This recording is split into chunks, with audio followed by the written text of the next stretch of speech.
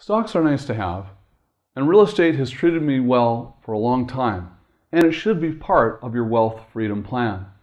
But when it comes down to the most important asset in building wealth, I agree with Victor Hugo, who said, "Nothing is more powerful than an idea whose time has come."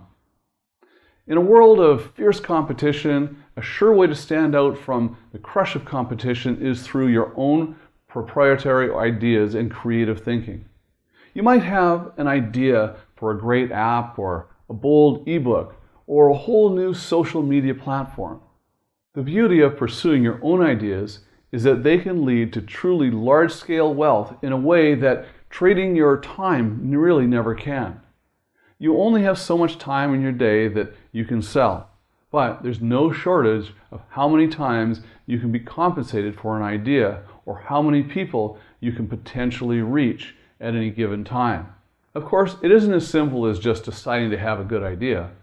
Frankly, I believe that most people should simply forget about the idea of creating a great app.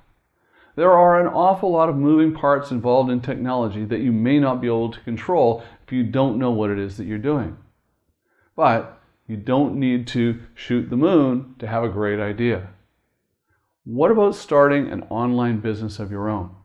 Even if it's not an entirely new concept, you may be able to start small and scale up so that as you learn along the way, you can grow it larger.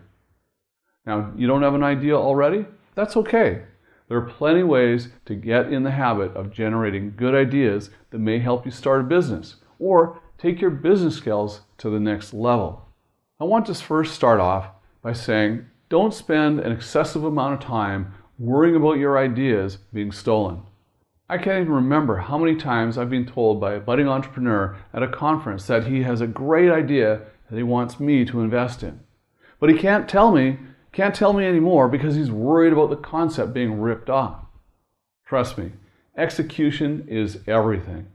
It's only when a great idea is implemented that you need to worry about copycats. You can take care of that road when you cross it, making sure that you have taken all of the legal and contractual action to protect your intellectual property. It's very seldom that anyone else will put the effort into poaching your new business idea based on an overheard pitch. Most of us have stronger tendencies towards skepticism of new ideas, which actually helps you protect it from anyone else running away with it.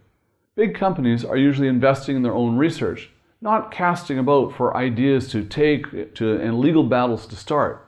Until the point that you are actually implementing it, you are far better off focusing on execution. A great idea itself isn't as inherently valuable as the consistent and sustained demonstration that it can actually work in the real world. If you want to really monetize your idea, you need to spend time considering how to make it a whole and viable business entity or offering. That means keeping an eye on the potential reading audience when it comes to an idea for a book or a target demographic when you identify a type of online information business that you may like to start. Spend time each and every day moving forward with your idea, beginning with a written summary and business plan that you can point to when hustling for investors or partners. Part of that involves considering what makes your idea different or unique from the competition. You don't have to necessarily come up with something that is completely unlike anything else or any other business that you've ever seen or been involved in or attempted. As it's been said, there's nothing quite new under the sun, but you surely should explore a way to help capture what makes what you are doing a unique opportunity, something different. So how can you increase your ability to generate new ideas? Well, help yourself out and increase your odds of success by vowing to become an idea-generating machine.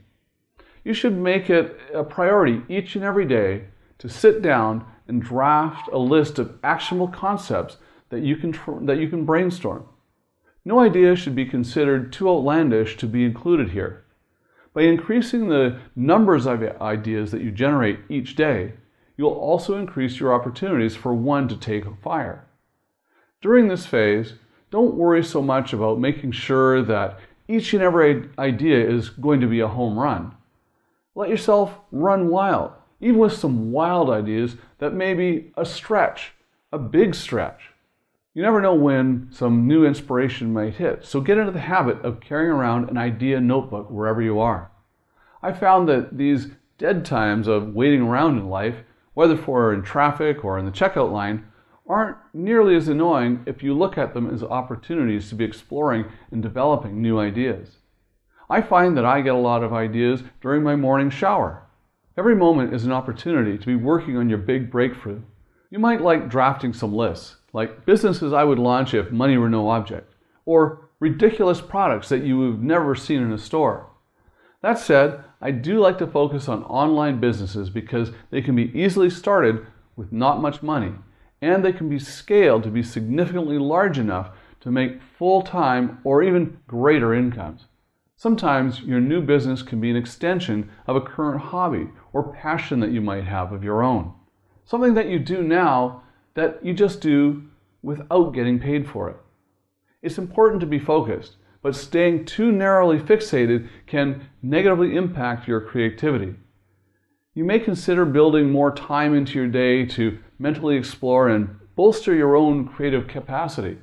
I find that it helps to read some materials outside of my usual obsessions and areas of interest, like finance and real estate. So I take some time to go to a local bookstore and pursue some periodicals in other areas that aren't as familiar to me. It might be computers or current events or music. Just the habit of soaking in knowledge on different areas can help you to better create more innovative connections. In time, this practice will help you develop your own idea muscle, just as going to the gym on a regular basis helps you build arm and leg muscles. The key element here is curiosity. The movie producer, Brian Gazer, has pointed out his creativity as a key to his success. Every few weeks or of the past several decades, he has sought out an interesting figure to sit down and have a conversation with. There's no agenda or ask whatsoever. And the person is hardly ever someone in the movie industry. He has sat down with some folks from all walks of life: scientists, artists, politicians, athletes. They might not seemingly have much in common or common reference point to be discussing at all. And yet he has pointed to this regular habit of exploring his curiosity with the creative breakthroughs that have led to blockbuster movies like Apollo 13 and A Beautiful Mind. By continuing to seek out new and interesting people to talk to, he has stayed fresh and dynamic in an industry where creativity is absolutely essential. You don't need to boil the ocean, so to speak. You can often come up with something pretty interesting by combining existing ideas or taking something old and making it new again. By staying in the habit of looking for new ideas and remaining open-minded to unexpected possibilities, you can mold yourself into a true idea machine. So start today and become your own idea machine, because ideas are a currency that will bring you a fortune. You can learn more and receive trainings and articles at my website, TonyNewmeyer.com. Register there for free, and also follow me on YouTube, and please come to my Facebook page as well. And remember, always live rich.